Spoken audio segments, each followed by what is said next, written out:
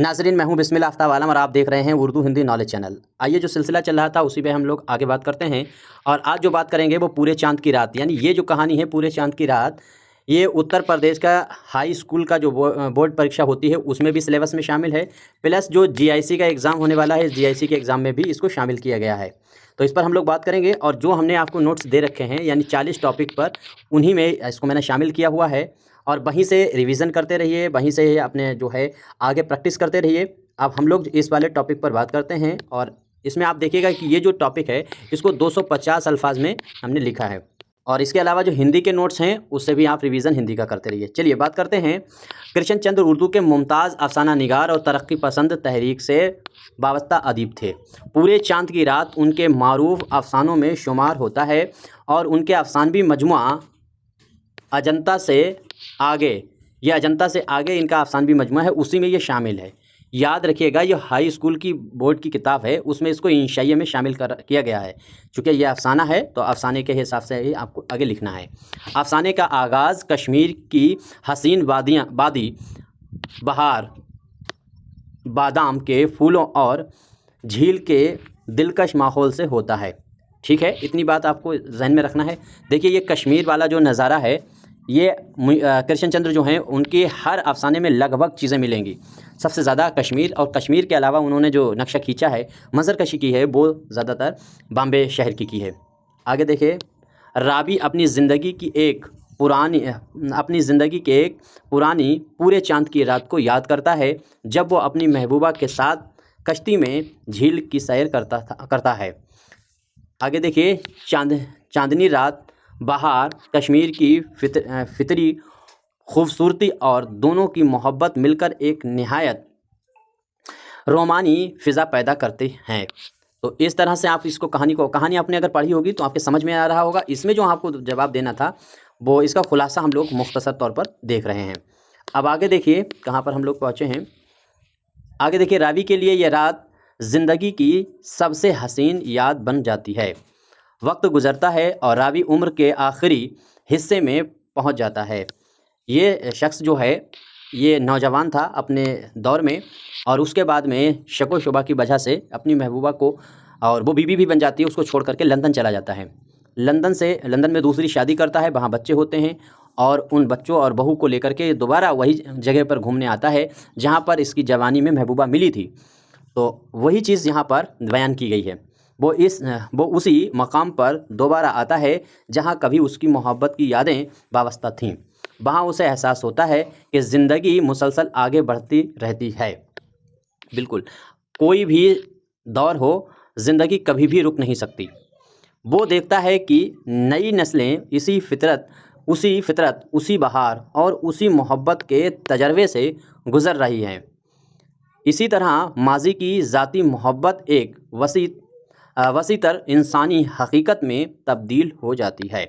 इतनी चीज़ आपके उम्मीद करता हूँ समझ में आ गई होगी।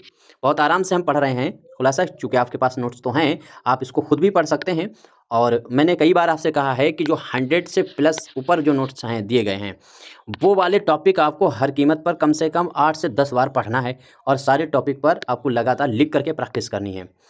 अब इसी कहानी को अगर आगे देखें, अफसाने के अख्ताम पर यही एहसास नुमायाँ होता है कि इंसान फ़ना हो जाते हैं मगर ज़िंदगी का सिलसिला जारी रहता है।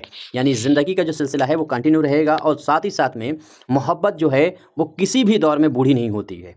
मोहब्बत का एक ही है, इंसान बूढ़े होते हैं, बचपना होता है, जवानी होती है, फिर बुढ़ापा आता है, लेकिन मोहब्बत जहाँ पे थी वहीं रहती है, वो हमेशा जवान ही रहती है। इसलिए मोहब्बत का जो इश्क का जुनून होता है वो हमेशा नौजवान लड़का या लड़कियों में मिलता है। ये चीज़ भी इसमें बयान की गई है। चूँकि जो इसकी महबूबा है उसकी भी शादी हो चुकी है, उसके भी पोता पोती हैं, और ये जो इसका जो हीरो है इस कैरेक्टर का रावी, उसके भी पोता पोती हैं, और ये दोनों आपस में मिलते हैं, फिर वो दोनों आपस में मोहब्बत करने लगते हैं। यही चीज़ यहीं पर अफसाना ख़त्म होता है।